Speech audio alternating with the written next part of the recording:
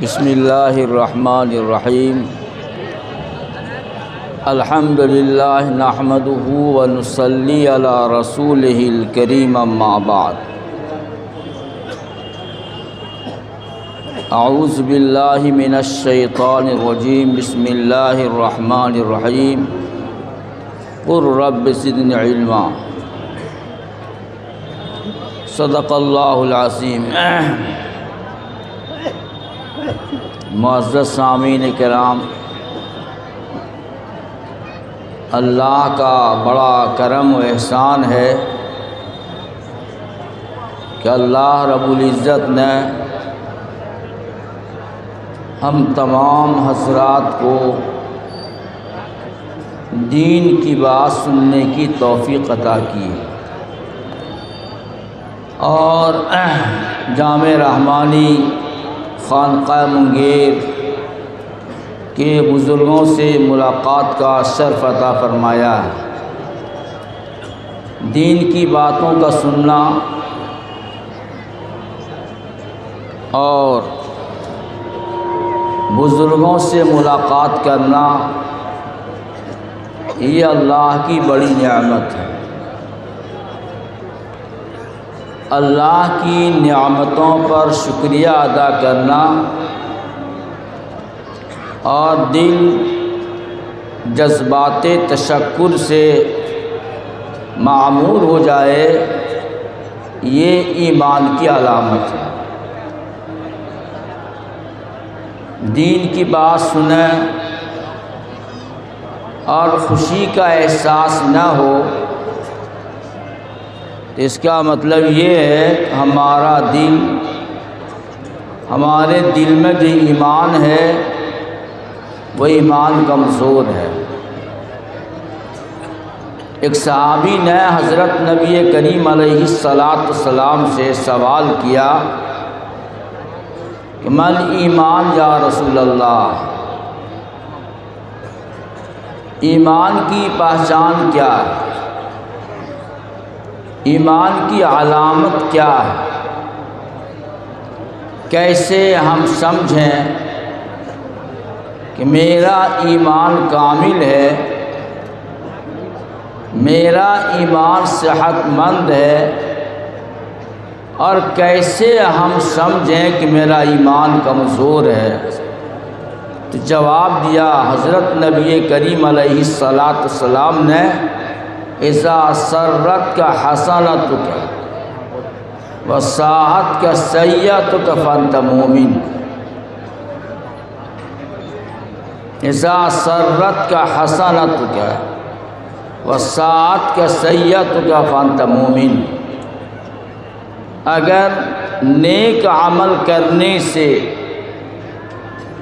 خوشی محسوس کرو اور اگر خدا نہ خواستہ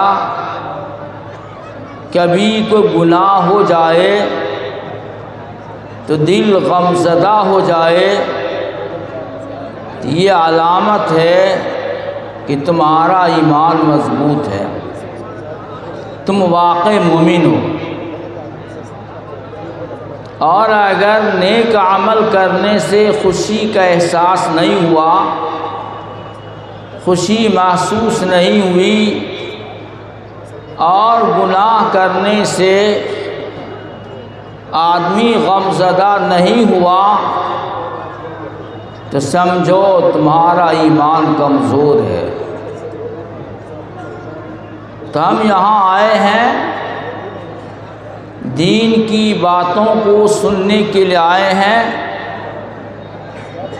اپنے بزرگوں سے ملاقات کرنے کے لیے آئے ہیں۔ اگر ہمارے دل میں خوشی ہے تو یقیناً ہمارا ایمان مضبوط ہے، اور اگر ہمیں خوشی نہیں ہو رہی ہے، آئے بس بیٹھ گئے، آئے اور بازاروں میں گھوم لیے، آئے سامان خرید لیے، اور ہمیں کوئی خوشی نہیں ہوئی، تو سمجھنا چاہیے کہ میرا ایمان کمزور ہے۔ اس لیے آدمی کو ایسے محفلوں میں جا کر خوشی کا احساس کرنا چاہیے، اللہ کا شکریہ ادا کرنا چاہیے کہ اللہ رب العزت نے دین کی بات کو سننے کا موقع عطا فرمایا ہے۔ اللہ رب العزت نے انسان کو عبادت کے لیے پیدا کیا، وَمَا خَلَقْتُ الْجِنَّ وَالْإِنسَ إِلَّا لِيَعْبُدُونِ، میں نے جنات اور انسان کی عبادت کے لیے پیدا کیا۔ اللہ رب العزت کی عبادت کیسے کی جائے، عبادت کا کیا طریقہ ہوگا، اس کا جاننا علم دین کہلاتا ہے۔ اگر آپ اللہ کی عبادت کرنا چاہتے ہیں لیکن آپ دین کی باتوں سے غافل ہیں، آپ کو دین کا طریقہ معلوم نہیں ہے، آپ کی عبادت کرنے کا طریقہ معلوم نہیں ہے، تو آپ کی ساری عبادتیں رائیگاں چلی جائیں گی۔ آپ نے اپنے دماغ سے وہ طریقہ اختیار کر لیا، وہ طریقہ ایجاد کر لیا جو اللہ نے اپنے نبی کو نہیں بتلایا، اور حضرت نبی کریم علیہ السلام نے امت کو نہیں بتایا، اور خدا نہ خواستہ وہ طریقہ اختیار کر لیں گے، عبادت کرتے کرتے گمراہ ہو جائیں گے۔ یہودیوں کا کیا ہوا، نصارہ کا کیا ہوا، یہ سب بھی اپنے مذہب پر عمل کرتے ہیں، لیکن ان کا مذہب خود تراشیدہ ہے۔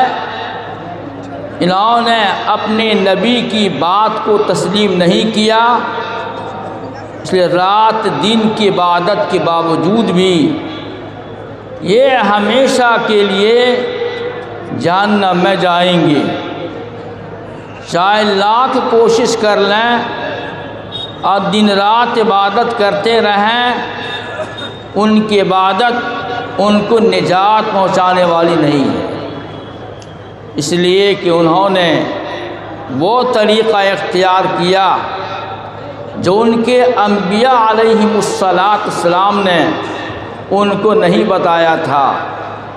عبادت کرتے رہیں گے اور جہنم میں جاتے رہیں گے۔ اس لیے ہماری شریعت کا پہلا ضابطہ یہ ہے کہ عبادت کرنے کا طریقہ سیکھیں، آپ علم دین حاصل کریں اور اپنے علم کے ذریعے سے اللہ کے رسول کے بتائے ہوئے طریقوں سے اللہ کی عبادت کریں گے۔ آپ چاہے چھوٹی عبادت کریں چاہے بڑی عبادت کریں، یہ آپ کی عبادت آپ کو جنت تک پہنچائے گی،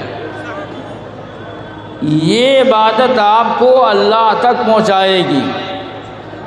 اس لیے علم دین کا حاصل کرنا فرض ہے، طلب العلم فریضہ، علم کا طلب کرنا فرض ہے۔ اور اللہ رب العزت نے علم کی اہمیت سمجھایا،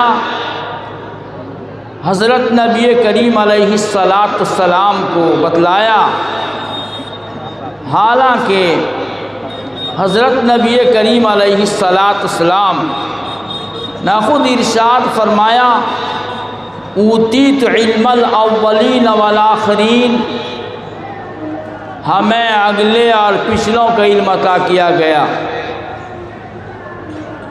اگلوں کو جو علم دیا گیا تھا اور جو پچھلوں کو علم دیا جائے گا وہ سارا علم مجھے دیا گیا۔ اس کے باوجود اللہ رب العزت نے حضرت نبی کریم صلی اللہ علیہ وسلم کو حکم دیا، قل آپ کہیے رب زدنی علما، اے رب میرے علم میں اضافہ فرما دیجیے۔ جتنا انسان کا علم بڑھتا رہے گا، علم میں زیادتی ہوتی رہے گی، اللہ کا قرب ہوتا رہے گا، اللہ سے نزدیک ہوتے رہیں گے۔ اس لیے جب حضرت نبی کریم علیہ السلام کو حکم دیا گیا کہ آپ دعا مانگیے، اے اللہ، اے میرے رب میرے علم میں اضافہ کر دیجیے، یقینی بات ہے ہم سب کو بھی یہ دعا مانگنی چاہیے، رب زدنی علما، اے رب میرے علم میں اضافہ کر دیجیے، اے رب میرے علم میں اضافہ کر دیجیے۔ اور حضرت نبی کریم علیہ السلام نے اپنے امت کو سمجھایا اور امت کو بتلایا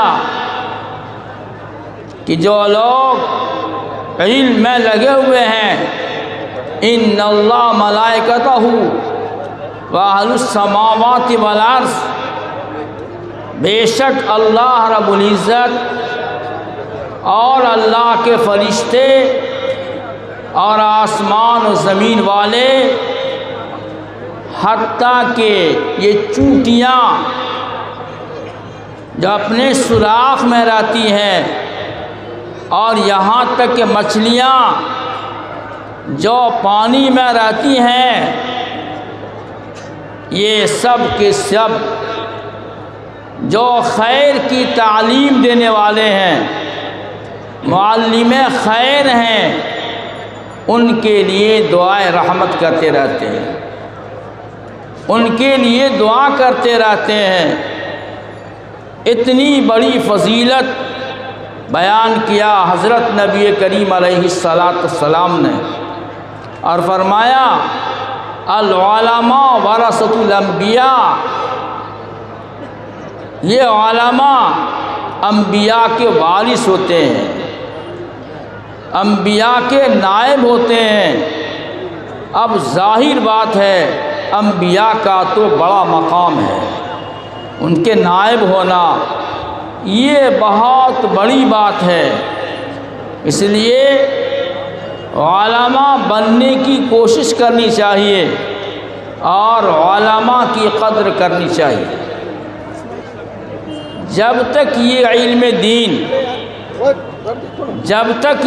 دین دنیا میں باقی ہے، جب تک تعلیم و تعلم کا سلسلہ قائم ہے، اللہ رب العزت قیامت قائم نہیں فرمائیں گے۔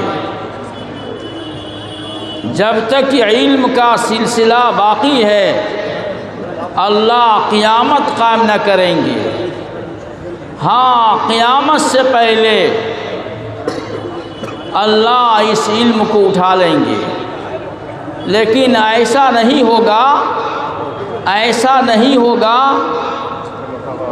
کہ اللہ سینوں سے علم کو نکال دیں، ایسا نہیں ہوگا، بلکہ اللہ رب العزت علماء کو اٹھا لیں گے۔ جب علماء کو اٹھا لیں گے، علماء نہیں رہیں گے، تو آدمی جاہلوں کا اپنا پیشوا بنا لے گا، جاہلوں کا اپنا ذمہ دار بنا لے گا، جاہلوں کا اپنا سردار بنا لے گا، جاہلوں کا اپنا مفتی بنا لے گا، فتویٰ طلب کریں گے، غلط فتویٰ دیں گے، خود بھی گمراہ ہوں گے، اوروں کے بھی گمراہ کریں گے۔ اس لیے ہمیں علماء کی قدر کرنی چاہیے اور اللہ رب العزت سے دعا کرتے رہنا چاہیے کہ اللہ رب العزت علماء کو صحیح جو انبیاء کے وارث ہیں اللہ اس کی اس دنیا میں قائم رکھیں۔ اب میں صرف ایک حدیث بیان کر کے اپنی بات پوری کر دوں گا۔ حضرت نبی کریم علیہ السلام نے ارشاد فرمایا، آپ اندازہ لگائیے کہ حضرت نبی کریم علیہ السلام کو علم سے کس قدر محبت ہے اور علم کو کیسے پھیلانا چاہتے ہیں۔ فرمایا اغد عالماً، اے لوگو عالم بنو، مکمل عالم بنو، اغد عالماً، کوشش کرو کہ ہر آدمی عالم بن جائے، اور اگر عالم نہیں بن سکتے ہو تو متعلمہ، کم از کم علم سیکھنے والا بن جاؤ۔ اور علم کا سیکھنا بہت آسان ہے، ضروری نہیں ہے کہ آدمی مدرسے میں باقاعدہ داخل ہو کر کے علم حاصل کرے، بلکہ مقامی علماء سے اور علماء سے اپنا رابطہ قائم کر کے اگر ہم دین کی ایک بات سیکھتے ہیں، دین کی ایک بات یاد کرتے ہیں تو ہم متعلم ہیں۔ اور علم کے طلب کرنے والے کی بڑی فضیلت ہے کہ جو آدمی طلب علم کے لیے راستہ طے کرتا ہے اللہ اس کے لیے جنت کی راہ آسان کر دیتے ہیں۔ اگر ہم لوگ اگر تھوڑی کوشش کریں اور ایک بات آدھی بات اگر ہم روز سیکھنے لگیں تو ہم متعلم کے صف میں داخل ہو جائیں گے۔ متعلم کے بارے میں، طالب علم کے بارے میں آیا کہ فرشتہ اپنا پر بچھا دیتا ہے طالب علم کے لیے۔ اور اگر او متعلمہ او مستمعہ، یا اگر اتنا بھی آپ کے پاس موقع نہیں ہے، آپ دماغ کے اعتبار سے کمزور ہیں، آپ کو ایک بات بھی یاد نہیں ہوتی ہے، تو مستمعہ، دین کی بات کو غور سے سنیں، دین کی بات کو غور سے اپنے ذہن و دماغ کو حاضر کر کے آپ سنیں اور مستمعہ۔ اور اگر آپ کو اتنا بھی وقت نہیں ہے تو محبہ، علم سے محبت کرنے والے بن جائیں، اہل علم سے محبت کریں، طلباء سے محبت کریں، علماء سے محبت کریں، علم کے ذرائع سے محبت کریں اور محبہ۔ فرمایا ولا تکن خامساً، دیکھو پانچواں مت بن جانا، اگر پانچواں بن گئے تو ہلاک کر دیے جاؤ گے۔ پانچواں کون؟ وہی جو علماء کا پیر کھینچتے ہیں، پانچواں وہی جو علماء پر اعتراض کرتے ہیں، پانچواں وہی جو علماء پہ تنقید کرتے ہیں۔ اگر تم پانچواں بن گئے تو تم ہلاک کر دیے جاؤ گے۔ اس لیے ہمیں علم کے ذرائع، ان کا اسباب کی قدر کرنی چاہیے۔ اللہ سے دعا کرتے ہیں اللہ ہم سب عمل کرنے کی توفیق عطا فرمائے۔